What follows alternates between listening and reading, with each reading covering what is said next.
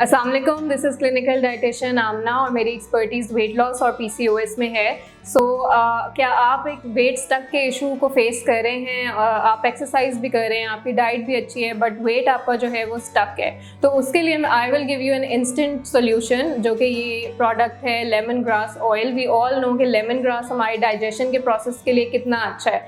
तो जब हमारी डाइजेशन अच्छी होगी, हमारा फूड अच्छी तरह से डाइजेस्ट होगा, तो हमारा वेट मैनेज करना भी ईजी हो जाएगा। This is a pure herbal organic product by Chilton pure, और इसको इस्तेमाल करने का जो तरीका है वो भी बहुत इजी है। आप इसको डिफरेंट ऑयल्स में, जो भी इजीली आपके पास अवेलेबल हो, कोकोनट ऑयल है, फ्लैक्सीड ऑयल है, जोजोबा ऑयल है, आलमंड ऑयल है, उसमें आप मिक्स करें 2 to 3 ड्रॉप्स, और इसको आप अपने फेस पे भी लगा सकते हैं, पूरी बॉडी पे मसाज भी कर सकते हैं।